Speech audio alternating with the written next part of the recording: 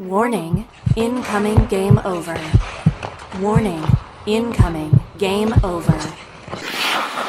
Welcome back to another installment of Game Over Calgary. My name is Matt DeMille, and I'm joined by the newest member of the Game Over Calgary family, and I am talking about Marek Robinson. He is joining on as a full-time a host for Game Over Calgary. He's already done a show with us before, but this is his, I guess, inaugural game as a host. Marek, we are so excited to have you a part of the team. How are you doing on this fantastic Thursday evening? Good. No, I really appreciate you guys bringing me on board.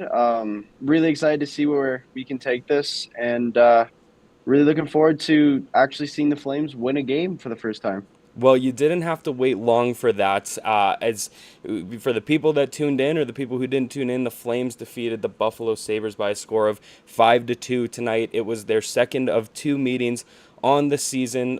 We will not be seeing those guys until the 2025-26 season. Flames end up splitting their two-game series with them at one apiece after dropping a 3-2 shootout loss in November to them. And I mean, I don't know if they held a grudge over a couple of months, but they definitely came out flying into tonight's game. We're going to do the full recap through our 3 periods worth of shows, of course, and naturally. But just right off the bat here, Marek, just give us your overarching thoughts from what we saw in tonight's game. Honestly, I saw basically like the backbone of their team was Wolf. I think you came out strong in the first, and then throughout the game, Sabres pushed hard. 34 shots is not a small amount of shots by any means necessary, and I think Wolf was able to make some key saves that kind of took the that took momentum off the Sabres and put it back onto the Flames, which I think helped them get this win. And of course, Wolf has been a pretty common thread with these post-game shows. Tonight was no different, stopping 32 of 34. And as you said perfectly, he was the backbone and kind of the catalyst to another Flames win. The Flames now are 23, 16, and 7. Holding on to that fourth place in the Pacific Division and that second wild card spot as well. We'll talk a little bit more about the playoff races that are heating up further on in the show. But yes, the Flames put another good outing together against the team that, if they want to make the playoffs, these are the teams they need to be racking up the points against, right? So I thought, obviously getting 4 out of 4 points against the Sabres is probably pretty necessary, but 3 out of 4 is pretty good considering the circumstances. Again, they pick up an important 2 points today. Now, I don't want to waste any more time. I want to jump right into the show because we got tons and tons to talk about. But before we do, just wanted to say, shift into hyperdrive and get ready to have some fun with your new source for all the biggest stories in hockey, bringing a unique style of broadcasting and commentary with a Quebecois flavor. Hyperdrive Hockey combines top-tier hockey analysts, big stories, pop culture, and a damn fun atmosphere that will drive debate, make you think, and more. Join Max Van Hoot, Daphne Malbouf, and Kevin Laramie every Monday and Thursday for your fill on the hockey world. Watch on YouTube on the Game Over Network channel, or subscribe to the podcast on Apple, Spotify, or Amazon. Head to our website, thegameovernetwork.com, for more. Now, kicking off the first period of the show is kind of what you kicked off the show in general with, and that's Dustin Wolf. Again, another solid log into what's becoming a really strong campaign to be a Calder, not only nominee, but maybe even a favorite at this point. What did you think? Again, I'll ask you again, what did you think of his performance tonight? No, I think he played very good. Obviously, those 2 goals to take the Sabres up 2-1 weren't, I wouldn't say were necessarily his fault, especially the Tage Thompson tip kind of came out of nowhere. But after that, he was really solid. There was no he looked calm, cool, and collected. And like I said before, like once if a goalie can make a save, oftentimes your team can capitalize on those fast break opportunities, which is what we saw today after at least for the first goal off Huberdeau, right? You get that save, then you get the weird bounce off of Darlene, and Huberdeau's gone to the races. So right now, Dustin Wolf's been the backbone. I think is probably one of the big reasons why the Flames are where they are today. I agree, and I was listening. I was sitting at home watching the game tonight, and I was listening to the Sportsnet's guys and their intermission breakdowns and stuff. And I believe it was Eric Francis who was saying, I haven't seen a guy since Mika Kiprusoff who has been able to steal points for the Flames. I'm not saying today was a game where you necessarily needed to steal points, but considering his age, considering how little he's been in the league, the fact that he is doing what he's doing, and being such a strong backbone of this team, and honestly, like, it also, a good team starts with having a good guy between the pipes. I mean, we've seen teams like, the Oilers that are capable of putting up 8 goals a night, but they don't have that goaltending that it's like, okay, if they are in not necessarily a dogfight, but a goaltending duel, they're going to lose those games. And having a guy like Wolf in your pocket where it's like, hey, we need the goals aren't coming for us. We need you to step up. More often than not, he's been stepping up. And again, I don't think that was necessarily the case tonight, but he made the saves he needed to. That third period, or that second period, he was absolutely bombarded, and I think tonight's score could have gone very, very differently if it wasn't for Wolf. And yeah, he let in 2 goals tonight, but if you examine them, I will say neither one of them were his fault. I think deflections are the hardest. I mean, correct me if I'm wrong, but I personally think deflections are arguably the hardest shot to stop in hockey, right? Because you have no idea where that Yeah. thing's going the minute it hits a stick.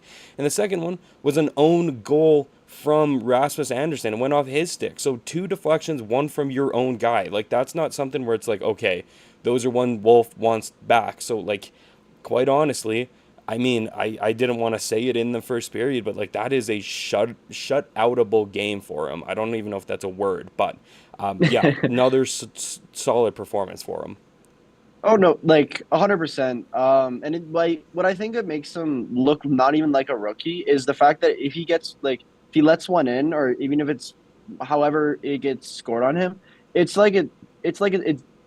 It doesn't matter to him. It's a race from memory, like memory of a goldfish. Lets in a goal, done. Doesn't remember it, just moves on, continues with the game. That's what I think kind of separates him from a lot of, puts him in from like a decent amount of goalies to like some of the elite goalies, is they're able to just forget about it and move on and keep playing. And that's, you nailed it on the head, and that's stuff you can't teach for a goalie this age either, right? Like, that just comes with, knowing how to play the game, and that just shows his maturity, although he's, barely 20 years old, right? And again, it seems like that's stuff you can't teach, and that are just like massive fundamentals in what is the very beginning of a very elite goaltender, and somebody that the Flames need to have around their roster for a very long time. And tonight was no different. Like, you saw him in the third period when he's under pressure by the Sabres, back-to-back penalty kills for the Flames, and he's laughing between whistles, where it's like, these are the moments that really define you as a goaltender, that you don't bend, you don't break, like, you stand tall, and he's there laughing with his line mates and stuff over a save he made. Like, that's just, you don't see it in goaltenders this age. I'm just taking a look at the chat as well, because we have a lot of comments about this too. Carter Burnson, Wolf under contract till 2026-27 season. Any ideas what his future contract could look like if he plays as well as he's played so far? I mean, like, I don't know about you, Marek, but like, I'm ready to roll the bank trucks up for this kid. Like, if he's, again, this is only a sample size of what he can do, and a lot of stuff can happen and all that stuff. But like, from what we've seen in the sample size, and if this is what we can expect for him, like, this is a guy that the Flames need to lock down, and they need to lock down fast. Yeah, no, I would 100% agree. I think you are kind of lucky that you're getting an elite goaltender off a rookie contract. Again, like you said before, it doesn't happen. And like, even to go back to your point on like with Wolf, having that mentality, like, you've seen it this year. You've seen it with Colorado's goalies. You've seen it with Tristan Jarry, who's been sent to the AHL twice now. Dustin Wolf is not taking this opportunity lightly by any means. He is quite literally outplaying goalies who have been in the league for 5+ years. Like, he's outplaying goalies that would be in the top 10 in the NHL, in my opinion.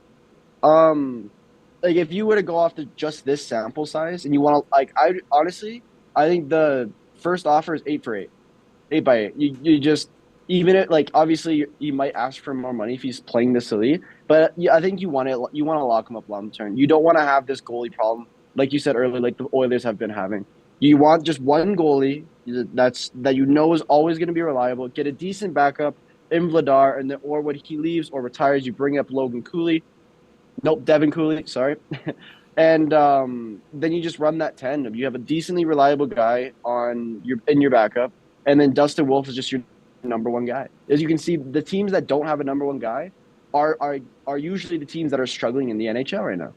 I agree. And like I am like obviously a little concerned about just throwing a pile of money at a kid that'll be, 23, 24. But like I mean if the Flames know one thing about locking down their top guys, it's we don't want them to get burned like we've seen like with the Matthew Tkachuk debacle, right? Like that kind of Yeah. thing as well. And I genuinely think that there is something special. I was nervous at the start of the season with like, how he would be able to do as a full-time goaltender and getting the full-time stints, but just every single night, like I think I can count on my single hand out of the starts that Wolf has done, like they just have been off nights for him, and he's hit the Oh, 20 yeah. plus mark, right? And again, this is from a rookie netminder, like not somebody that is used to and comfortable with life as a full-time NHL goaltender, right? And I mean I can go in circles talking about how good he is, and I think I'm willing to bet right now this I've said it probably every single time that Wolf has come up in a conversation. This isn't the last time we're going to be talking about this kid either. So I'll give you any kind of conclusion on this kind of topic, and then let's flip it to period two because again, this will not be the last time we talk about Wolf. Probably within the week. Yeah, I just pulled up his stats just from his last 5 games. I'm not sure it's updated to today. Oh wait, no, yes it has. But just looking back at the January 16th game, you play St. Louis. I believe you lost 4-1. You allowed 4 goals on an 8-6-2. You want to know how this is how it's shown how elite he is the very next game against the second best team in the NHL in the Winnipeg Jets. He drops a 974 save percentage. Not many goalies can do that, and the goalies that can are the ones that are Hellebuck, Shesterkin, Ottinger, so, like the big names. So I wouldn't say Dustin Wolf is like a top five goalie, but if you were to include him in your top 10, I wouldn't be disagreeing with you 100%. Yeah, I think like it's so difficult to like give rankings out for goaltenders and stuff. And like again, top five is maybe a stretch down the road, absolutely and stuff. But like I think the way I compare it to is like I look at all the other rookies, and I mean, mind you, there's not very many rookie netminders out there, but just in general, Yeah. like if he is not a finalist for the Calder by the end of the season, I might riot along with the rest of the city of Calgary. He's just been that good for the team, and really just there is a bright future in the crease for the Flames. I absolutely think so. So before we do switch topics, obviously, talking about Wolf, we're going to go talk about other things. Before I do, if you're looking for ways to help an upstart media company employing over 30 young journalists and analysts across Canada, if you have a few spare bucks kicking around and you head to our Patreon page at patreon.com/the Game Over Network, there you'll find multiple tiers featuring different rewards and goodies for helping us grow. There's extra access, exclusive looks behind the scenes, Discord benefits, merch discounts, opportunities to give us feedback, and you can join us for special shows live where you can interact with us hosts as we launch more ways to improve your experience. If you're not able to spare a few dollars, we have a free tier available, so don't miss out on that either. If you really want to help us, make sure to click the like and subscribe button on YouTube, rate us 5 stars on your favorite podcast app, and share our work on your social media of choice. That's patreon.com/the Game Over Network for tantalizing goodies. Now, heading into second period of tonight's show, this is kind of the topic I really want to talk about the most, and that is what I like to call the waiver saga that we've seen the Calgary Flames kind of experiencing, not only yesterday, but this season, previous seasons. And for those who don't know, excuse me, the Flames waived forward Walker Dewar 2 days ago, and or yesterday, and he was picked up on waivers by San Jose today. And maybe I got that wrong. Maybe he got picked up yesterday. Either way, he got picked up. He's no longer a Flame. Scores in his very first game in San Jose. And this isn't the first time the Flames got burned by the waiver wire this season. Obviously, Cole Schwint going to Vegas earlier on in the season. Now, I was not the happiest camper when I heard the news that he was getting waived, and I was an even more not happy camper when I saw he was picked up because I don't know about you, but I'm obviously on the train where let's start all these young guys, right? So the Flames are in your retool, your rebuild. This is the prime opportunity to give the Jacob Pelches of the world, the Matt Coronados, the Connor Zaris, all the ice time in the world to let them develop and get them their legs going in the NHL. And I think Walker Dewar he played the fourth line role very well, and at such a young age I think that's a guy that you can not necessarily build around a team, but that's somebody that you want to have as a good depth guy.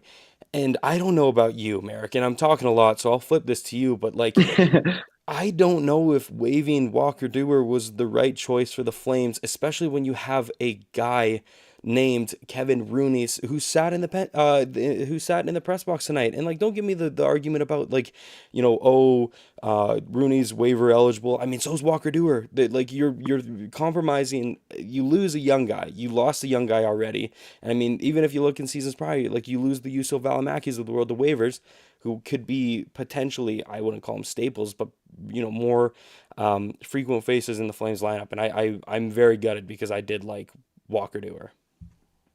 Yeah, I just pulled up his stats. Obviously tonight in another barn burner for the San Jose Sharks. Like I think it's 5-4 in the second period.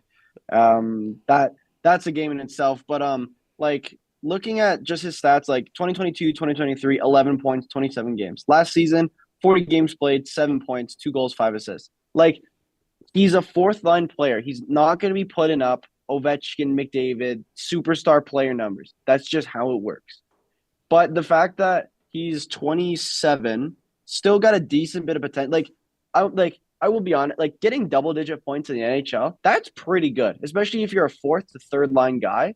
Like you're not the one that's supposed to be putting up points. You're supposed to be applying pressure, making sure that you can wear them down so that when the one guy that's battling deep can go change, put the top line on so they can score. But again, like it just shows new environment, goal.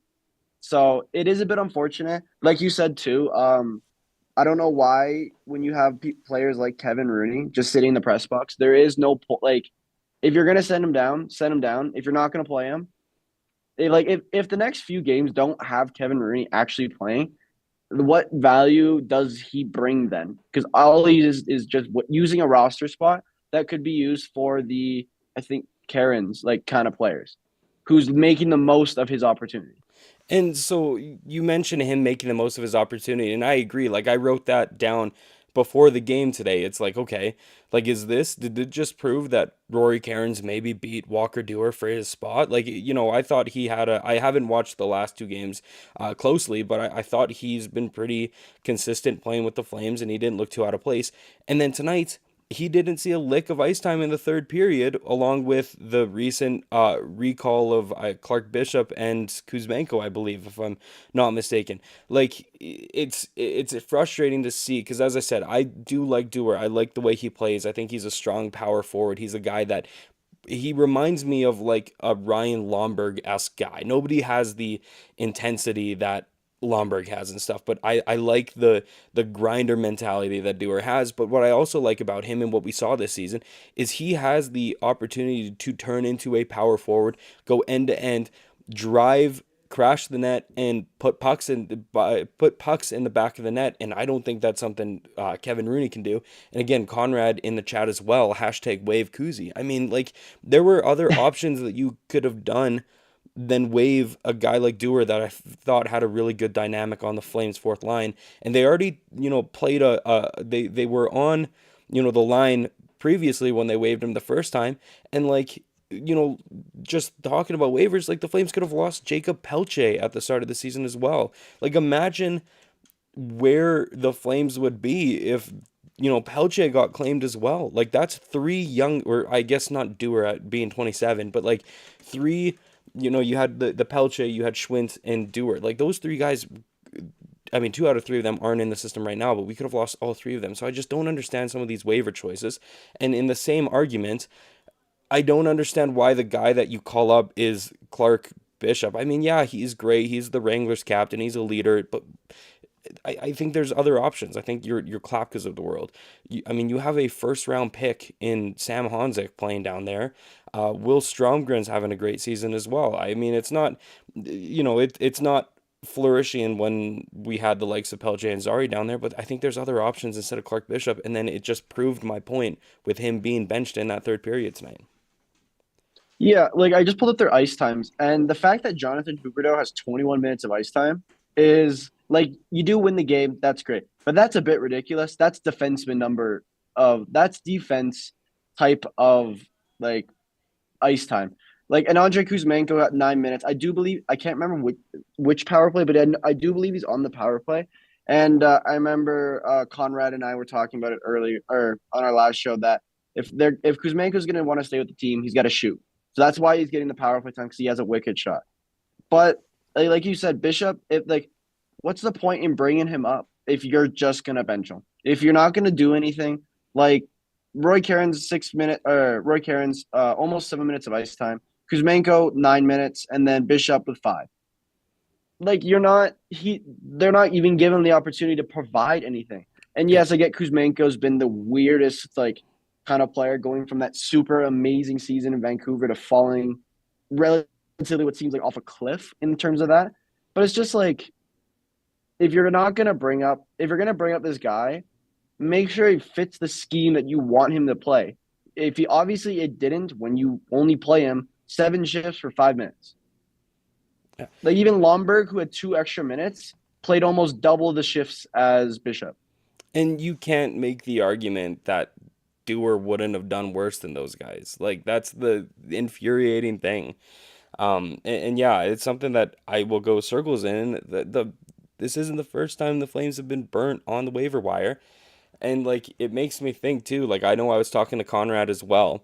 The Flames keep getting burned on the wire, right? But they're not doing anything in response. Like there were opportunities to potentially bring other guys in off the waivers. I know the Flames probably put in a bid on Kaliev. I'm sorry, my dog is going crazy upstairs if you can hear him on the stream. But there were other options to bring guys in off the waivers. I think the Flames did make a claim for Kaliev, but he wasn't, there was priority elsewhere. But another guy that passed through waivers that I really wanted to see brought back is a former Flame in Derek Ryan, who the Oilers waived. When he was with Calgary, I mean, I still stand by it. People call me crazy, but I think he is one of the best fourth line guys in the league. You just need to sit down, watch him for a game, and I think he is fantastic in a fourth line role, no matter how small he is, and he's got such a good story too about coming up through U Sports and that kind of thing. But the Flames keep getting burned on the wire. I've said that 10 times already on this stream, but it's like, what are they doing about it? They're just bringing more guys in to potentially waive them again to let them get claimed elsewhere. It's like you got to fight back in the sense and step up and try and grab other guys off the wire, or first of all, just don't send the Walker Doers of the world down. And I think that's going to be one that bites the Flames when it comes to, providing solid depth opportunities and having a good like depth line. I really like the Lomberg. I guess it would be Rooney, Dewar line. I really like this season. Yeah. So if you can't tell already, I am a little heartbroken about it. Yeah, and like you said, I'm looking at some of the recent waiver wires. Like you said, Arthur Kaliev, who's been doing actually very good for the Rangers, but like some other people, like I know Jesse Puljujarvi, he's 26, and he's a quick guy. I don't see why you don't take the risk. He's cheap. He's 875K, or even Oliver Wahlstrom. He was claimed off by Boston, but the Islanders put him on waivers. Again, cheap guy. He's worth about, I believe, like 1.1 or 1.2. But again, that's a guy you can put in your third to fourth line who's decently young that could benefit your team rather than losing a younger player in his name is Walker Dewar. Walker Dewar. There we go. But like I do agree 100% with what you said. I do think Derek Ryan would have been a good fit again. But like these aren't like the waiver wire this year and some like of the trades that have happened earlier in the season have been like 4 young guys, and it's like potential. You give them the opportunity, and if they can make it with potential, that's perfect. Wahlstrom is that guy. Puljujarvi is that guy. Derek Ryan's that guy. Arthur Kaliev is that guy. Again, I do believe the Flames also did put a thing in, but I think the way that system works, I think they just got beat out. I'm not sure how the waiver. I don't know if it's like a fantasy waiver wire. I It's might be. based on standings at the time, so I believe he was claimed by a team that was lower in the standings in the Flames who get priority. But yeah, I Yeah, it would have been the Rangers when they were down bad. So yeah, I think that makes sense. yeah, but either But way, like again, it's just like the opportunity's there. I don't know why you don't take it. 100%, and it just fits the dynamic of like wanting to build a younger team, right? And like there's like the Flames haven't been ones to shy away from more like players that are deemed like a project. Like your Andrei Kuzmenko's like, oh, don't worry, we'll fix him.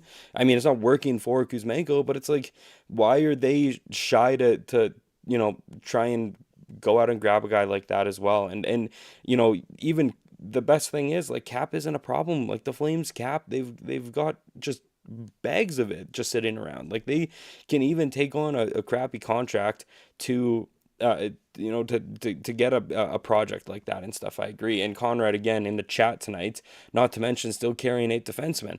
I mean, I'm gonna probably start going on a rant about the lines tonight, but that's 100% the thing too. I mean, we've got Tyson Barrie that's stashed on the eating popcorn every single night. Why is there a need to have him when you already have your seventh defenseman in Joel Hanley playing up there? That swap between Hanley and Miramanov. Like it's unfathomable that they make a move like that, and I think we need to change topics, or else again, I have a bad tendency of going around in circles. Again, I'll flip No this to worries. you. If you have any more points in this kind of topic and period, I'll let you keep firing away, but I'm going to keep my mouth shut for a few minutes here. You did actually touch on something interesting. It was the cap space that I wanted to touch on. So I'm pulling up just their stats on Puckpedia. So their current space right now is the second highest in the NHL. And ironically, the team that's lower is the Columbus Blue Jackets, who are also in a relatively similar position to the Flames. I can't see like again, I completely understand you not wanting to go all in because you are like when you think of Stanley Cup teams, you don't think of the Calgary Flames. They're not like that's the I was gonna say the New York Rangers, not the New York Rangers, but that like this year right now that'd be the Winnipeg Jets, Vegas, Washington, right? Those are your Stanley Cup guys. But who like what's to say you don't go out and buy like a decent 5 to 8 mil guy? See what he does. You have the cap for it. It quite literally doesn't. It'll literally take you from 40 million to 32. That literally like a guy who's $8 million can make a big difference. A big difference. Like Jack Hughes is worth $8 million. I'm not saying the Flames are going to get Jack Hughes, but they could get a decent player. If the Flames really wanted to go all in, maybe this offseason they try to go for Marner or Rantanen. And because they got the money for them. If they really wanted to try that, they could. But I don't like again, I don't see why you're not even trying to just try something with a player who's 5 mil or under. Just sign those players. Give them a shot. Like some teams are doing that a lot of teams are doing that this year and it's doing good for them. I Just I think don't understand why the Flames aren't. I think the key word is sign, not trade. That's Yeah. where that's where I draw the line, right? I think with the Flames being again in their retool stage or rebuild stage or whatever they want to call it these days, because somehow they're still in a playoff spot. I'm impartial, or sorry, I'm not impartial. I'm very opinionated on let's not trade assets out, right? So I'm open to that being a conversation during free agency, right? Like, you know what? I think there is something here. Conrad's like, hey, Huberto just had a milestone year, right? Since joining us. Kadri's playing great. All the young guys are really swinging into the things here. Let's go out and make some free agency splashes where we don't lose assets and we just waste our cap. That's something that I'm Exactly. 100% on board with. I think, you mentioned there are teams that did take advantage of that free agency, but there's also teams, Nashville Predators is the one that stands out to me that they got burned on, right, too. Yeah. But no, that's a very good argument that is something to be had down the line for sure. Like if there's so much cap going on, right? Like I can't remember exactly who's up for contract this year either, but nobody like everybody that can be signed to, 10 plus $1 million contracts have already been signed down long term, right? So I don't think it's going to be Any big splashes? So I mean, that's something I haven't even thought about, but that is a very valid point you bring to the table too. Like if there is, if the Flames do think that there actually is something here, and they don't necessarily want to go to that rebuild stage, where no matter how opinionated I am, I do think that a free agency splash is something that I would be interested in for sure. I think this is a perfect time to segue into the third period. And of course, if you're enjoying the show so far, it probably means you want more of this, of course. Well, make sure you hit the like button on this video, click subscribe on our channel, and make sure you check the notification bell so you're alerted when we go live. If you're listening to our podcast, please give us a 5-star rating or even write a positive review. If you really like us, make sure to follow us on your favorite social media platforms. You can find the Game Over Network on Blue Sky at thegameovernetwork.com. On TikTok, on TikTok, on Instagram, Threads, and LinkedIn at the Game Over Network. Of course, myself and Marek are also on social media too. So if you want to throw us a follow on our channels as well, it should be in the description of the video. If not, you can just search us up, Matt DeMille, Marek Robinson. You can find us there. Come chat with us there. And you can also find us at thegameovernetwork.com, where you can sign up for our upcoming newsletter as well. So keep your eyes peeled for that. Again, I feel like I'm talking way too much, so I might flip this one to you so I can grab some water here. But the last kind of segment of our show before we wanted to jump into the Q&A is, again, something that I was very opinionated about tonight. The lines heading into the game and the lines that we saw mid-game, and something that I really appreciated in what Ryan Huska did. But first things first, let's talk about the top line. What did you like from them tonight? Well, I think they were firing on all cylinders. I think it ended with Kadri having like 3 points on the day, and obviously Jonathan Huberdeau had that massive shorthanded goal to get things rolling with the Flames tonight. But again, like at sorry, I'm just pulling it up. Sweet. But yeah, like their top line was doing what the top line needs to do. And then, like you said, Pospisil was on the top line at the beginning of the game. And then you make a switch to put Pelche, who is on the fourth line, which was questionable enough to begin with. Move him to the top, and guess what he does? Scores the game-winning goal, or the eventual game-winning goal for the Flames. Like, if I like that decision, but at the same time, like, would it almost benefit? This is more of a question to you. Would it almost benefit because Kuzmenko's got that insane shot that everyone's been telling him, you gotta shoot, you gotta shoot, you gotta shoot. Would it benefit him moving him off the third line? Maybe giving him a second line opportunity, like not for a permanent, but like an opportunity to see, like, hey, you try a shoot first mentality, and maybe the Flames will be able to work on that throughout the rest of the season. I think it's just like it's such a tough spot because I feel like the opportunity to be given that has already passed, you know?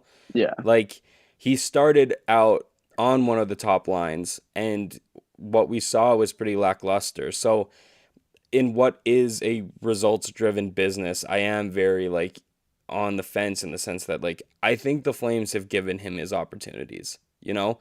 And Yeah, I would agree. you can keep going back to it and keep trying. I mean, the Flames like I mean, I'm not going to say he doesn't hurt the Flames, but he definitely doesn't help them, you know? He's kind of just there and every once in a while he'll kind of have a blunder. But either way, like in a results He's just driven doing cardio, it feels like. exactly, like in what's a very result driven business, I just I think the opportunity to prove himself is come and gone. And I think Ryan Huska and the coaching staff is like, okay, like missed opportunity, you know, where you're going to be bouncing between the press box and the lineup every couple of nights and stuff.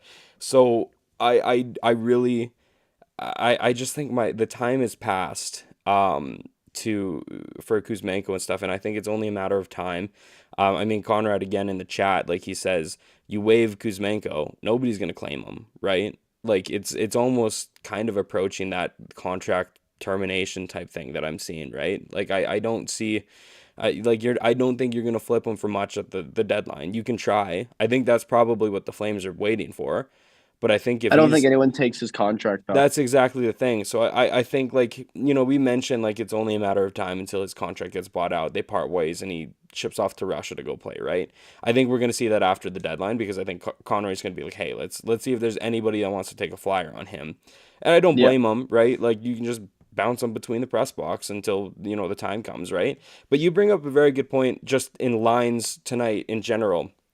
When I saw the lines kind of get released prior to the game, I'm like, really? Like, what are we doing here? And what I'm talking about is the fourth line was a mix of Ryan Lomberg, Clark Bishop, and Jacob Pelche. I don't get that. I mean, Jacob Pelche is developing into a fantastic two-way player. He was lights out on the penalty kill tonight. I was super, super impressed with him all around, but it's like he's not gonna find any success on the fourth line. Like you're just almost setting up to fail. And then you got a guy like Rory Cairns who's playing second line with Sharangovich and Gizmenko. It's just like I saw that, and I scratched my head. And Ryan Huska changed things up to what, as you said, was way more of a manageable lines. Pelche goes up to the top line, immediately scores, like you said, exactly. Gizmenko drops to the fourth line. Fourth line gets sat, and you rotated with Kadri Huberdeau Pelche, possible Sharangovich, and I guess it would have been Lomberg or Coronado. They kind of interchanged, and then you have your Coleman and Backlund pairing that round out the third line. And like that's what I really appreciated in Huska tonight. That it's like, hey, you know what? This is the lines we started with. It's not working. We're not like we need to take 2 points from Buffalo here. Let's put everything into blender and see what comes out. And it was fantastic. Conrad again in the chat, don't you dare separate Huberdeau and his son, obviously Pelche. I agree. I thought those guys were dynamic tonight. I thought that you said it best earlier. The first line needed to be the first line tonight, and the first line was. Every single goal tonight, the first line either scored it or set it up.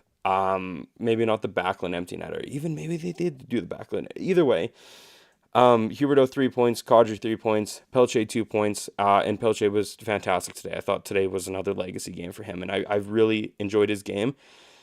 And like I just want to talk about Pelche and how much energy that kid brings to this team. He was out there blocking shots, trying to throw guys into benches today. He was lights out again, penalty kill, and he found the back of the net. And I mean, obviously, I said it in our Discord channel tonight, but it was the biggest blunder of the Flames season. Kadri and Huberdeau both found the back of the net, and they got big smooches from Jacob Pelche. What happens when Jacob Pelche scores? Neither Huberdeau or Kadri came in to give him a smooch, and I was livid about it. I don't know what was going through their mind, but either way, that kid is electric, and I think he's was phenomenal tonight. No, I would agree. You had a few good points there that I wanted to touch on. So, well, the penalty kill, Buffalo went 0 for 6. So your penalty kill was perfect. It was literally outstanding in the terrible positions that it was put in at times.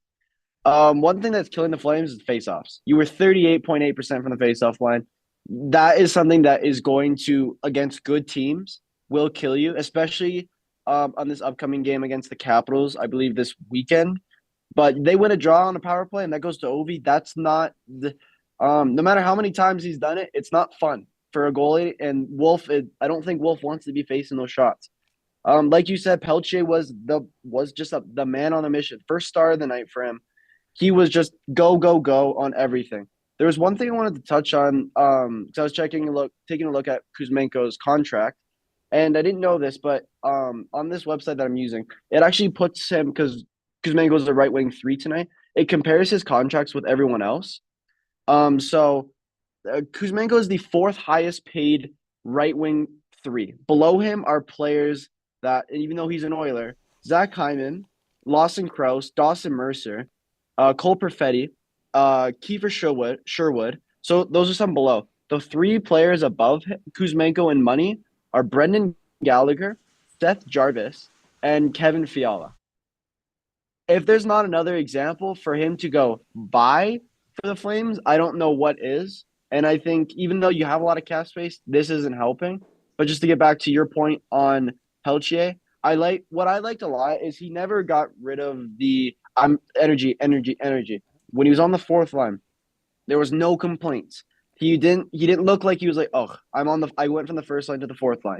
He was still bringing the energy no matter where he played. He ended up with 15 minutes today And I obviously, like you said, Ryan Huska sees that energy and is like, okay, I'm going to plug that to the top line. And look what it does. It involves with Huberdeau getting 3 points, Kadri getting 3 points, and then Pelche getting two. He was the spark throughout the entire lineup. And the fact that he could be able to be plugged in from the fourth to the first line and still bring that energy and spark just shows that he's the type of guy that you're gonna want in those type of situations. The only thing he needs to work on a little bit might be the penalties. I agree. I mean that slash he took today, I thought it was a little questionable. There was something there, but like I've also seen that call go the other direction in the Yeah. sense it doesn't get called.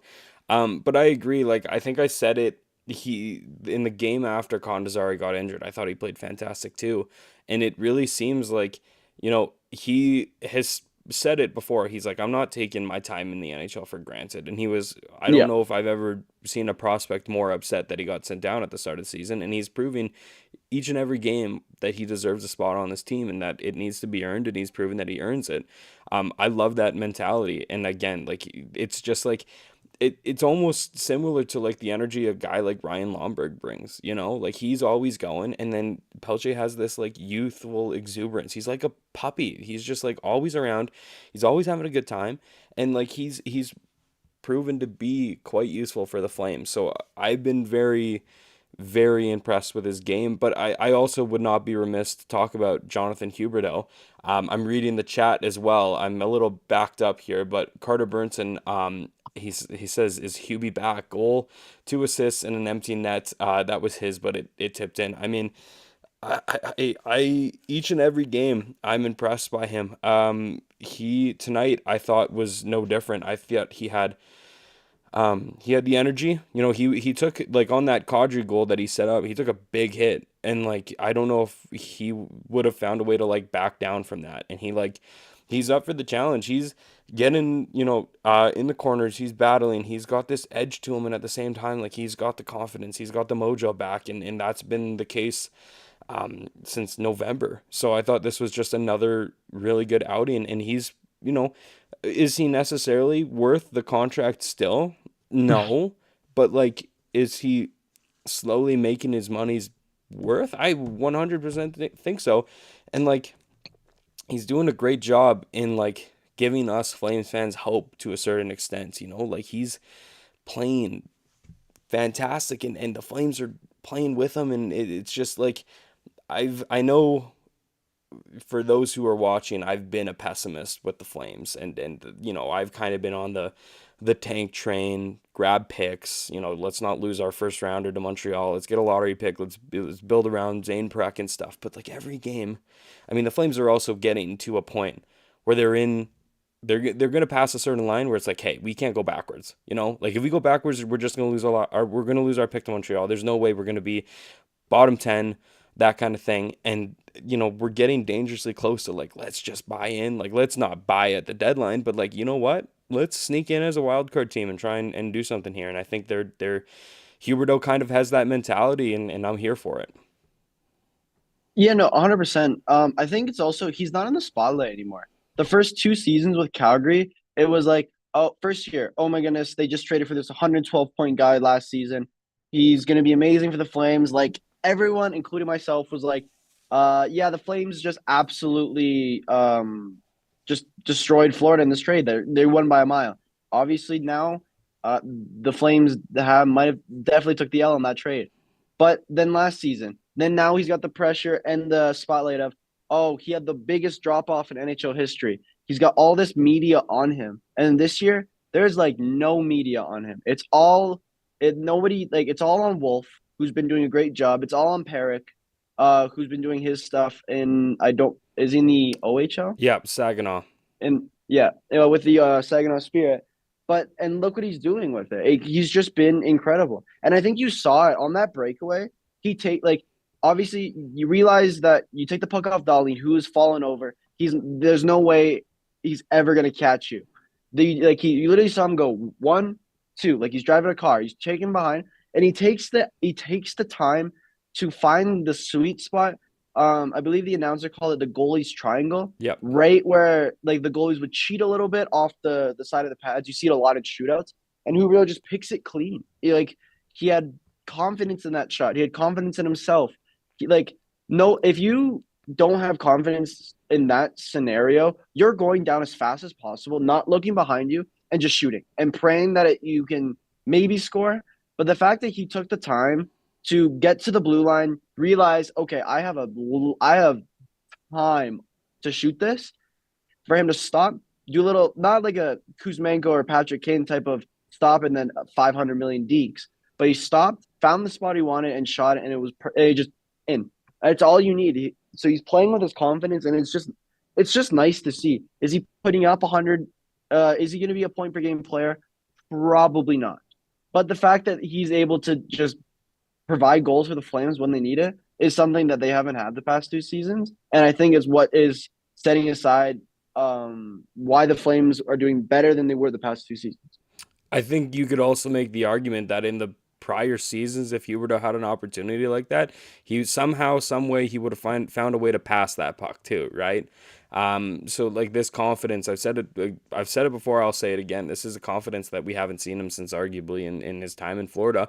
And I think you mentioned like him kind of being out of the spotlight. I mean, in Florida, that was probably no different. Like he's playing on the shoulder of Barkov, right? Like the pressure to him being that offensive catalyst, even though he was with being kind of the setup man for Barkov when he was in Florida, like he didn't really have the pressure that it's like if they had an off night, they were looking at Barkov. They weren't looking at him, right? So I think Yeah. I think you nailed it on the head, right? Like there's pressure is a big thing. It's an important thing, and it's something that affects hockey players in completely different ways. And it just seems like Huberdeau is a guy that when you don't really put much pressure on him, kind of let him do his thing, that's kind of seems like where he flourishes. I 100% agree with you there. We're hitting the 47 mark of tonight's show, running a little long, obviously, having a great time, vibing out, chatting Flames. I think this is the opportunity I'm going to open up. I mean, I had it open, but if there are any other questions that thoughts you want to bring about tonight, about the Flames in general, about just about anything, feel free to flood the chat with it. Oh, go for it. I do have a funny one. Obviously it's not Flames related, but it does mention Walker Duehr. Remember a few days ago when the Sharks were up, I believe 5-1 and lost 7-5? That A few days ago? I mean, it doesn't ring any bells, but I will say that's not something that surprises me. So then they didn't play Wednesday, and then so the Sharks are playing the Predators again, same whatever.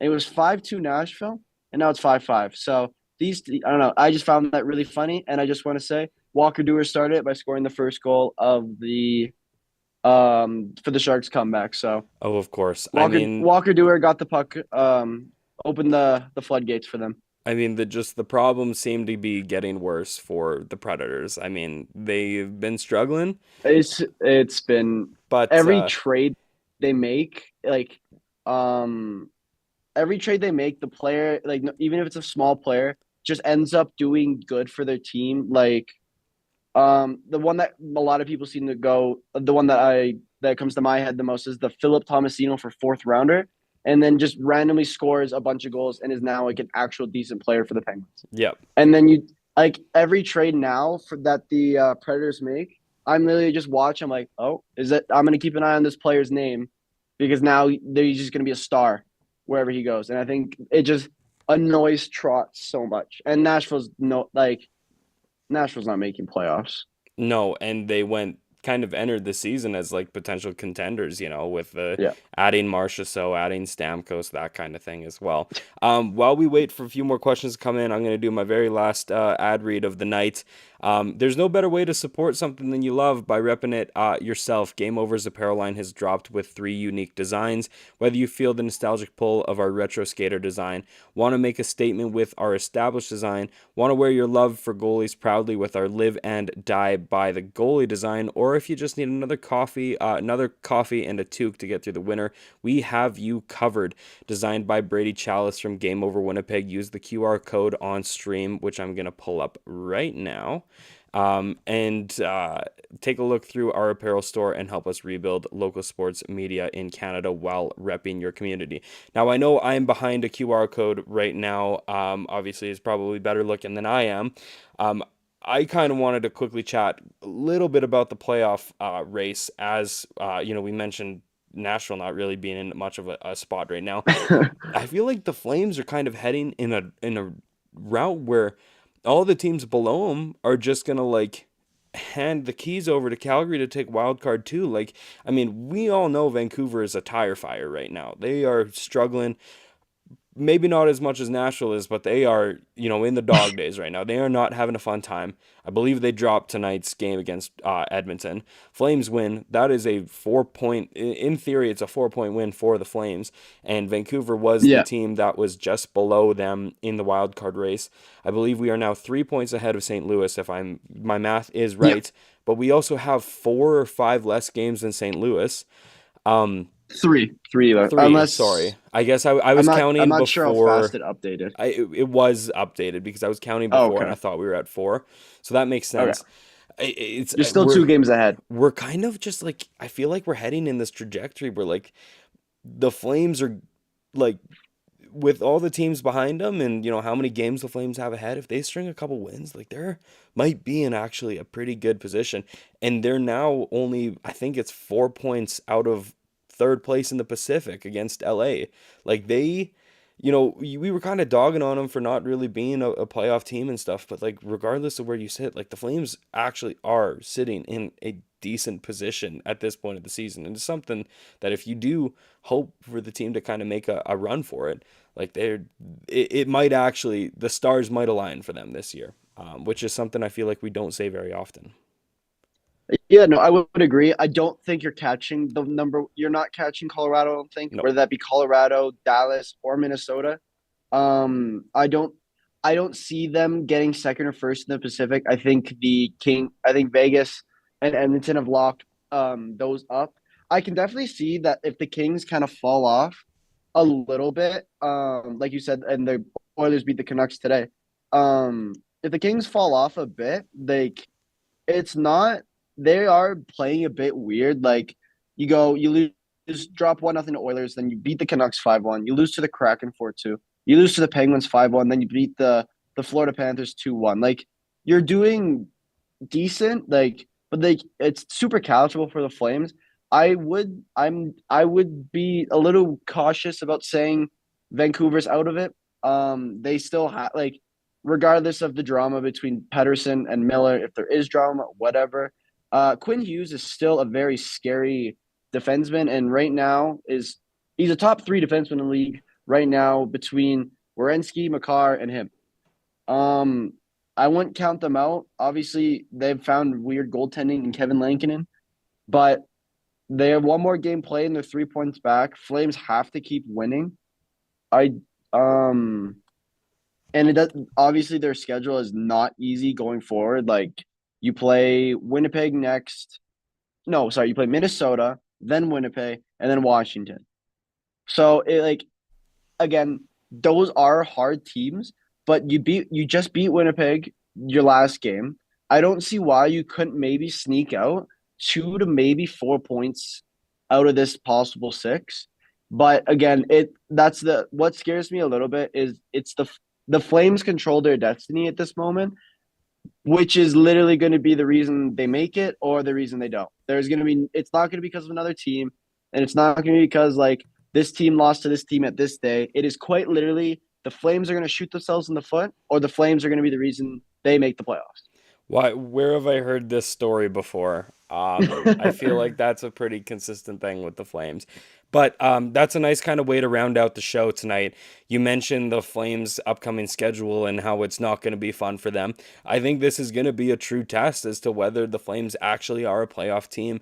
You play against teams that are pretty much locks at this point: Minnesota, Winnipeg, and Washington. At this point, potentially, contenders at this point, and rattling them off three in a row. I think this is really, really, it's a big 3 game slate ahead for the Flames, and I think it's really going to show us where they sit compared to teams that they might end up playing in the first round of the playoffs. Of course, oh, sorry, I have one more thing in the chat here that I want to get to. After Uyghur dropped Krebs in 3 punches, do other teams remember he's a lefty in fights? Krebs certainly didn't. I was telling Krebs is a character. I was telling Marek before we went live today, I feel like that's just a bout of two different weight classes that shouldn't be fighting. I saw those two line up, and before I even knew that Uyghur was a lefty, because I sure didn't, I knew that fight was kind of already decided. But you know what? A win's a win. And the Flames, I mean, I think their win record in fights is pretty high. I feel like when you have Lombo chucking the knucks every once in a while, and Uyghur, those are two tough customers that can really throw some punches. What do you think on that one? Yeah, no, for sure. I think if you have a like if Matt Rempe comes to the building, I don't, and he's picking fights, I think he's gonna remember that Uyghur's a lefty, and Uyghur, like again, doesn't matter who you are, if you're a superstar or if you're a fourth line grinder, sometimes you just gotta throw the gloves. And Peyton Krebs is, I'm not a big fan of him, but he does not shy from this type of play. Like this year, like last year, he had 67 penalty minutes, and a good portion of that was probably fighting. I just want to go back to the playoffs for one more. Right now, if the playoffs were to end today, I think they would be playing the Winnipeg Jets, who currently have 67 points in the Central. I think if That's my that's an interesting matchup. I don't well, if they know. get the Jets from last year, That's true. I won't mean, won't be that hard. I was about to say, like, the Jets' fortune, they're a very good regular season team, but when it comes to the playoffs, it's a different story. So you know what? Yeah, I know no, Conrad's in the chat, and he's mentioned before about the Flames kind of Cinderella playoff run in '04 and stuff. I mean, maybe if they match up against Calgary, and Calgary does manage to sneak in, you know what? You might have me convinced, Conrad, that there might be maybe another run under these guys' belts as more of an underdog. Okay, we are at the 58-minute mark. I think this is the perfect time to wrap things up. For sure. Again, welcome, Marek, to the Game Over Calgary team yeah, officially. We thank are you. super stoked to see you. Next time we will see you is Saturday night when the Flames visit Minnesota. I believe you and our fellow other recent addition to the Game Over Calgary team, your friend Ruby, you two are going to be taking the call on that post game. So make sure to tune in for that. Of course, Saturday night in Minnesota. It'll be a pretty good game between two potential playoff teams. And of course, our two newbies will be on the call, and they're going to do some fantastic stuff. So stay tuned for that. Until then, wishing everybody all the best, and we'll be talking to you all later.